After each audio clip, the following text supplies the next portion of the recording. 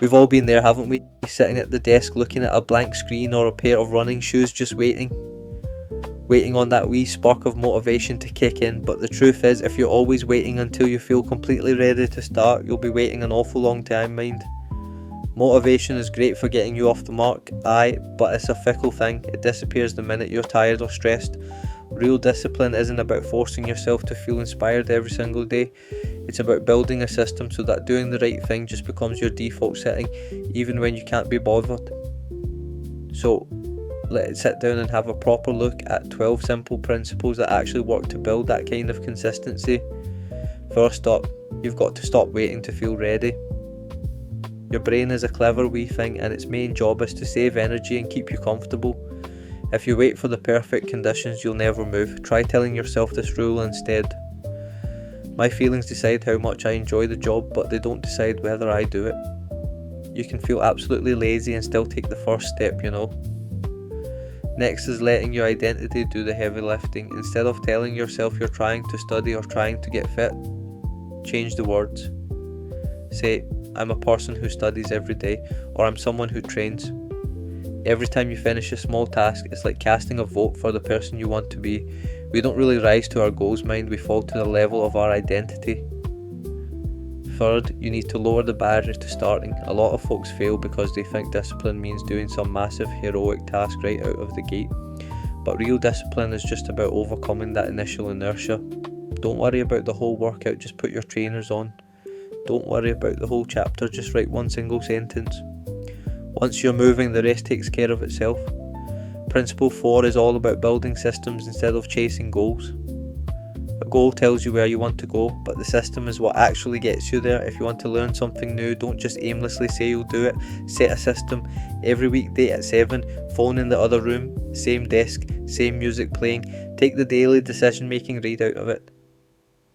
Leading on from that, number 5 is to remove temptation instead of trying to resist it.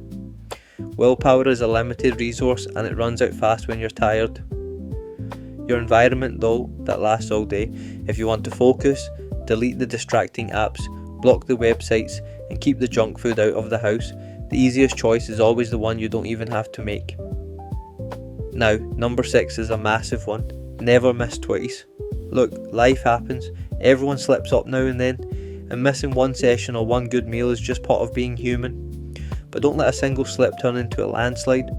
Missing once is an accident. Missing twice?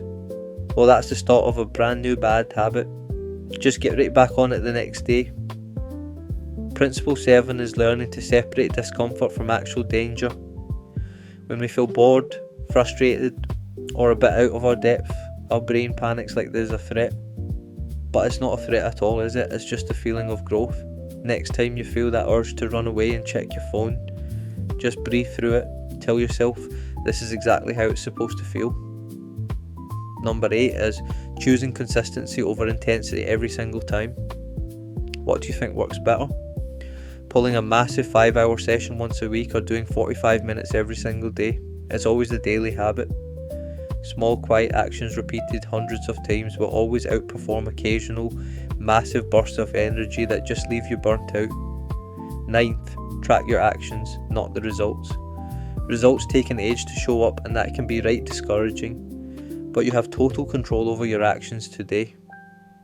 Instead of stressing over numbers on a scale or a bank balance, just track the inputs. Did I do the work? Did I exercise? Did I get to bed on time? Focus on the work and the results will follow. Number 10 is learning to keep promises to yourself. Every time you say you'll do something later and then abandon it, you lose a wee bit of trust in yourself.